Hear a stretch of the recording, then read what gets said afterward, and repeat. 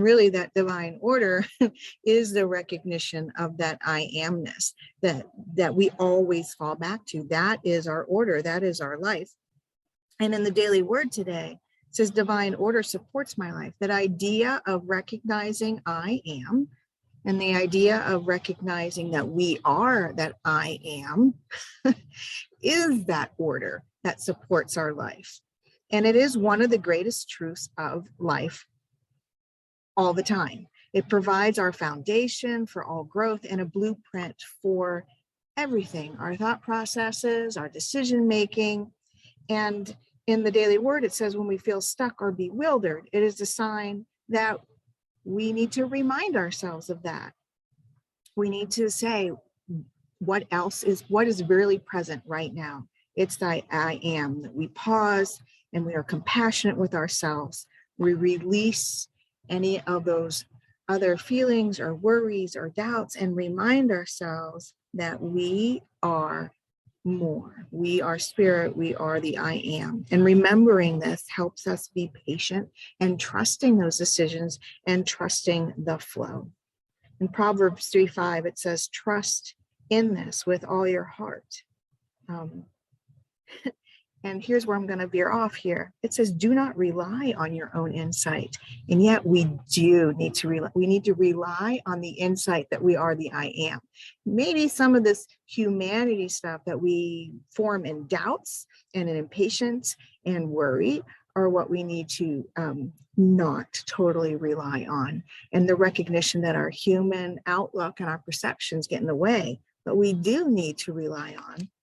We are the order of the universe. We are that I am statement. So thank you all for being here. I want to lay some groundwork for another piece I want to read to you before we have a little bit of discussion. But, you know, when I was reading both of these and then saw the Ken Wilber piece about the I am, it really felt like it mushed together. And I think sometimes we get the wrong idea about order being some outside of ourselves, whatever in the universe that we have to somehow follow. And here it's already in us. You know, and I know I say it every week, but it's like in our wording, we come up with all these words, you know, the guided, cultivating order, offering, you know, gratitude and renewal and getting rid of negative thinking. And yet what it's all pointing to all the time is that the order is there for us to recognize. And I know yesterday when I was, because I offered demonstration and then I allowed people to ask questions. And one of the questions that came up was, you know, I'm told this, or how do you recognize that? And, you know, when you feel something, you have to totally act on it. And my response was, it's all a choice. And how we recognize, you know, spirit, God, divine is not like shouting at us because we are that already. So when we hear those voices and we feel those turns and we're working on decisions, it's all recognizing that I am part of us to move forward. And Reverend Linda Martello Winsett wrote the story that's in the Renew book for today. And I'm going to paraphrase some of this, but she says, we have been planning and our plans turn out well. We may be tempted to think it must be divine order. How many of us think that as soon as something turns out okay, you know, we must have been totally blessed on high because it turned out the way we wanted, or it's something happy, and all of a sudden we are extra blessed when we're blessed all the time. It's, you know, we're not extra blessed because, you know, we have a car that runs or anything. It means we are in that spot that's part of our experience right now. And she says, when we don't understand why something unwanted has happened, we may be tempted to think it must also be in divine order. You know, so if something bad happens to somebody, and I know I've mentioned this before, but when my husband was really ill, part of what happened around us was people asking, well, because first he had lung cancer. So the immediate response was, well, he must somehow deserve that because he must be a smoker. And first, he's not a smoker. But even if he was, it doesn't mean that you brought that on totally yourselves, because we know some people that eat whatever and drink whatever and smoke whatever for 95 years and other, it depends on a lot of things, not just stuff like that. So, whether it's positive or we think it's positive or we think it's negative, it doesn't mean we're being rewarded or we're being challenged. It means that's what we get to make decisions on right now. She goes on to say, divine order is never preordained or an imposed condition. Divine order is a principle and a power, our spiritual capacity of orderly action, mental adjustment, and spiritual evolution. We name it divine because God is the organizing principle found in the structure, pattern, sequence inherent in all that is and all that exists. So again, we're taking the idea and the recognition that God is everything, not some individualized whatever out in the universe that is conducting it in some fashion. It's a living, breathing experience of learning and of being. She says we are fully human and fully divine. The more we attune to our divine identity, realizing oneness with God, with the universe, the more readily we increase our innate capacity for spiritual or divine order. Orderly thought and action flow from a mind centered in divinity. It's that I amness. It's the recognition. It's the reminding ourselves that we are, right? And whenever and again, we can't get away from our humanity because that's the experience of the I am in this present time, but to not, cloud everything in that judgment. We nourish ourselves with research, with action steps. And I love that she says the action steps, because so often we're like, let's meditate, let's pray, let's read our books, let's do all these things. And we forget that the next part of that is to go do something somewhere, to express our talent in what we've recognizing is that I am at the time. And you all have them. Carol's talent is just managing buildings. She does a really good job of that. Nancy, I've seen Nancy at the Playhouse before, and she's really good at interacting with people and helping out in that way. And how do we keep cultivating that kind of expression and interaction with the I amness? We nourish that with action steps. That divine idea eventually flourishes and blossoms into manifestation. And manifestation means action. It's not just making our boards with everything that we want to manifest in our life. After we do that, what kind of action do we take to accomplish that? And in the Revealing Word, Unity co-founder Charles Fillmore defines order this way. The divine idea of order is the idea of adjustment, and as this is established in human thought, our mind and affairs will be at one with the universal harmony. We find empowerment and freedom in our ability to adjust, shift, flip a switch, transform, or modify our thoughts in actions. It's a continual change. It's a continual change. As we grow more, as we learn more, as we heal more, we're willing to adjust in that. And the new recognition of how we are expressing I am. And by acknowledging that, we evolve, we progress, and we push not just ourselves forward, but all of humanity into that space of divine realization. So yeah, that was a good, again, that's from Linda Martello Winsett in the Renewal book.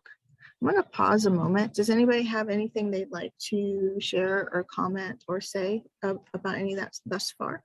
An excerpt here that he's labeled "Life is not stationary." It says the bottom line is life is hard, but we need to persevere.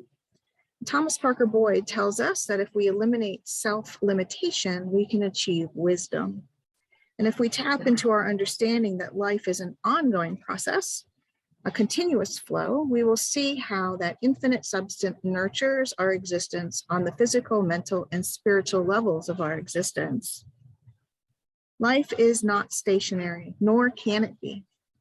The living body is forever changing by ceaseless vibrations of life within.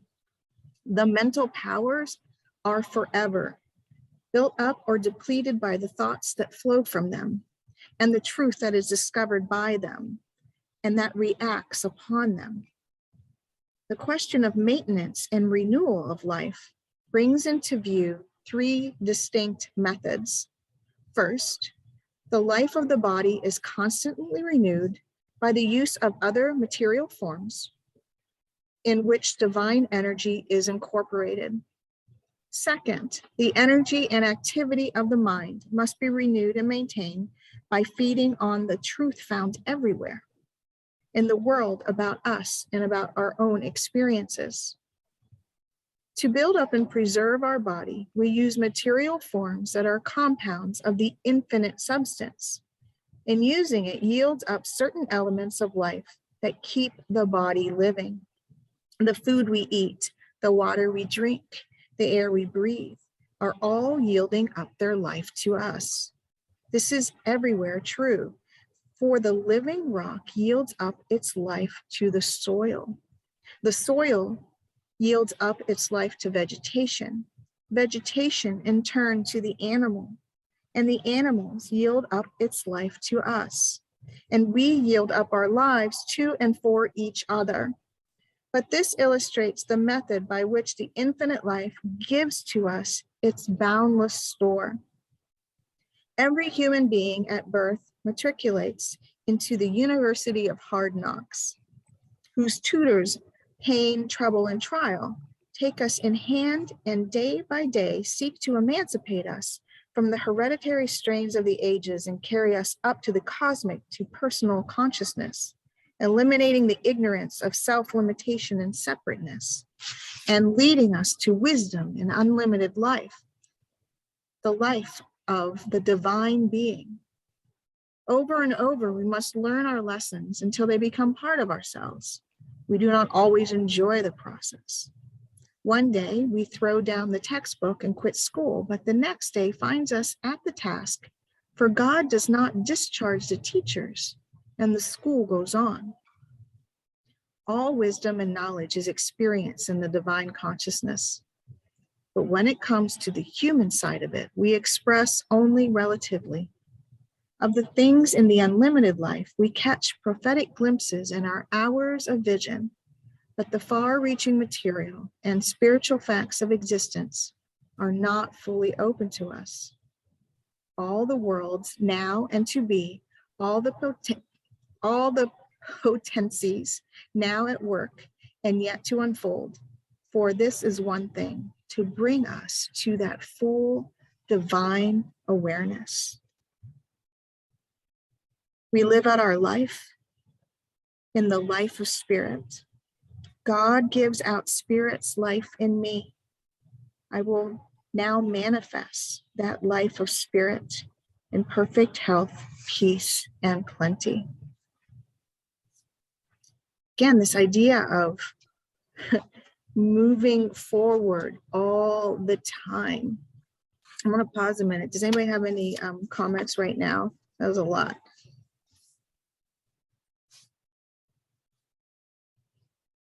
I like how he calls, that we're in the University of Hard Knocks, because I think sometimes it really, really feels that way. I know you guys have been feeling that way with, diminishing numbers here. It's like, what is going on? And yet I think part of it is to bring forth ideas like this and have an opportunity for conversation within these moments,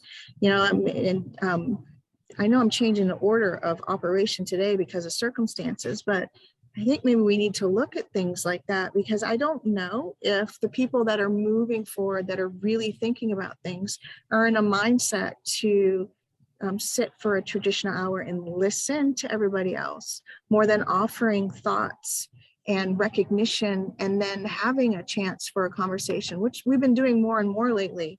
But I find that even our younger people, the ones that are coming, I got a group of 20-somethings that come in here on Wednesdays, and they want to sit in the silence and then have a conversation about how they felt in that silence and how spirit is working in their lives now. And their questions and their conversations are amazing. And it's a great and beautiful and way to move everything forward, because again, we have to have that action to move that consciousness forward. You know what, to press buttons with the conversation. I'm sorry, Joe, did you want to talk? I had a little bit of a discussion with one of my friends this morning about this, because the thing that I was personally struggling with is that I'm having difficulty with the fact that, like, I don't want to in any way judge other people, but what I'm finding is that some of the people that maybe I've been most hurt by or persecuted in some way are the ones who are giving the religious and spiritual statements. So it's been really hard for me to try to not judge somebody when I know that their actions have not matched their words.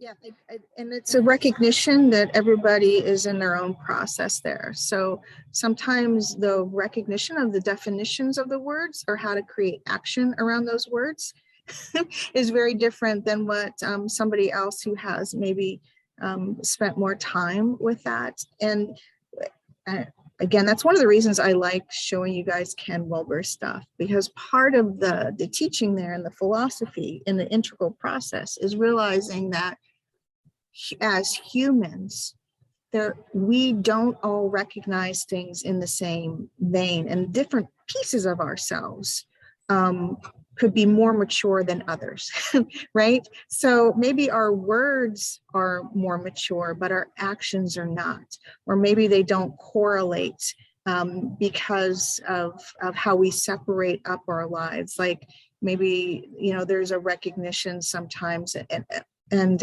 I know you guys know I've struggled with this. How much of our political world do you let bleed into conversations like this, right? How much do you allow that to merge? And yet the concepts are what we need to talk about, and not the bashing of the people. And that's where the separation then becomes, is, are we talking concepts, and are we willing to refine and grow up in the concepts?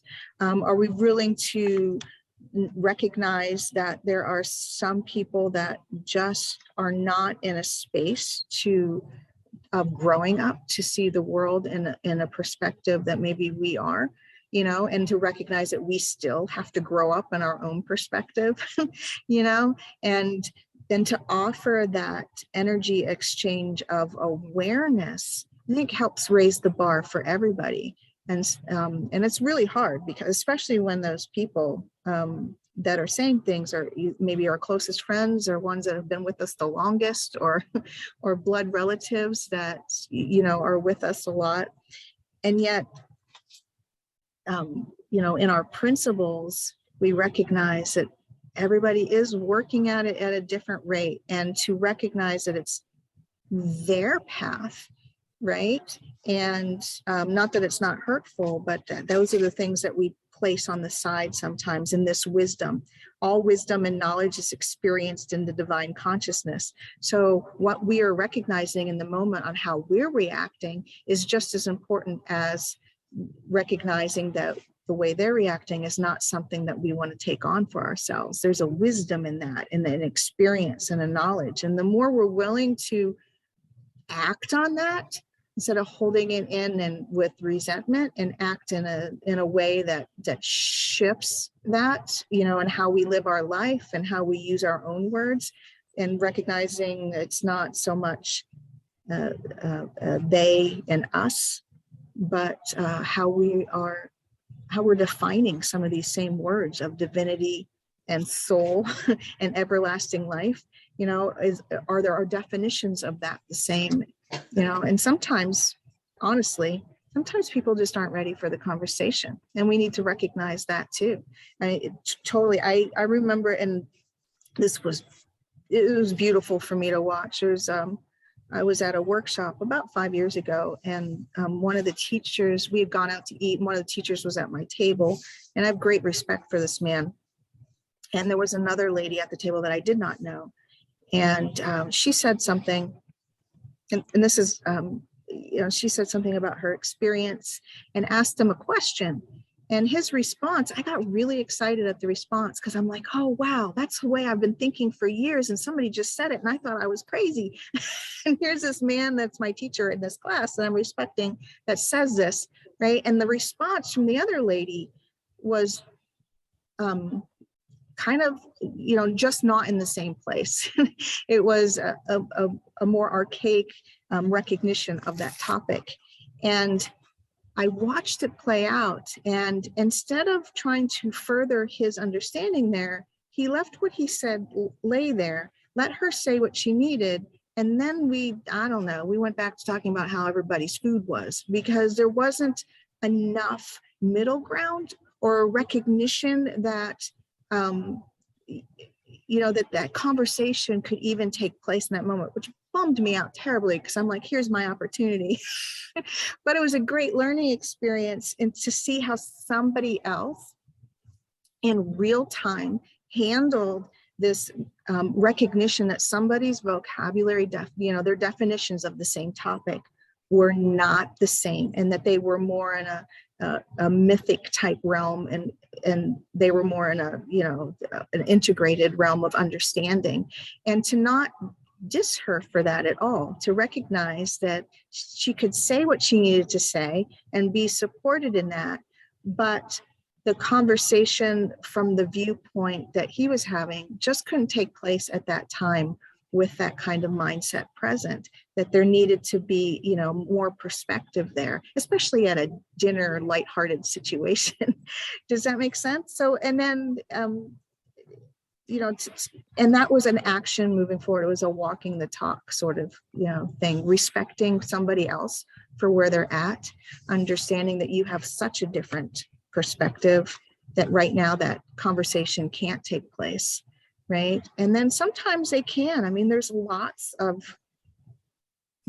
stories right now. There's been some really lovely ones put out in the news about people from really opposite sides of the spectrum in terms of the way they see the world, coming together and being willing to respect the other person, not fully understand. They both admit they're not totally understanding, but I'm willing to respect this, and I'm going to go to your group and see what that's about. And then they take turns going to the other group, and so they can have a conversation. Now the groups are still doing what they want. The other people are there kind of observing. And so the two of them, just one out of each group, are willing to have this conversation. And it doesn't seem like a lot, but it does move it forward, because then other ones are seeing that there's a willingness to at least listen to what else is out there, and that's not always easy to find either, that person that's willing to have that conversation. But it's there. Does any of that make sense, Cheryl, for what you were putting out there? Yeah. Anybody else want to say anything? Here from Parker Boyd, it says, there's no line between the human and the divine.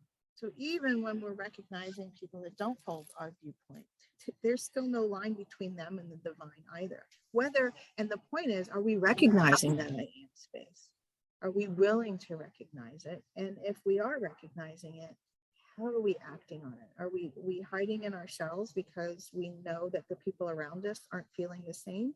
Or are we living it to the fullest in the best way we can? Are we recognizing that higher expression of the divine, accepting all of that painful input, and growing up in it, and manifesting anyway, and sharing love anyway, but also knowing where our limits are, like my teacher did, that limit was, I'm still going to respect you, but I don't need to talk about this topic right now because it's just, we're not in the same place at all. And are we willing to do that as well, especially with some of the people that are closest to us? Sometimes, topics don't belong at the dinner table. Yeah, and one more quote here. A stream starting down the mountainside and finding a rock in the way doesn't try to batter its way through the rock, but finds the way of least resistance, and so makes a channel along which it can move. It gradually wears away that very rock. So our willingness to be ourselves and finding a path that works for us. We don't have to like drive it home or convert or have arguments, but we do need to be us, and that path will, and as we are more us and we follow that path, the path wears and it becomes easier and easier. I will say one thing that I really like your whole talk today. And in my little circle of individuals that I know, my family, I'm the only one who is new thought, so to speak. And so I keep my mouth shut because for the longest time, I thought that there was something wrong with me or my thinking. And I've come to the realization that, like you said, everybody has their own way of thinking. And I'm not going to push my thoughts on anybody, but I do like it when someone thinks like me when I run into that, and I could have a nice conversation with them. But I really appreciate your talk today and I have realized for a long time that I'm not alone in the world. There's many, many people like me, and especially today with the humanity that is being shown around the world. I think that is a wonderful thing, and I believe it is Holy Spirit guided, I guess I would say. And I just appreciate your thoughts today, your talk. Thank you, Nancy, and thanks for sharing. Yeah, there is a lot of good stuff. I mean, there's a lot of icky stuff, but it seems like the icky stuff is bringing the good out of the woodwork.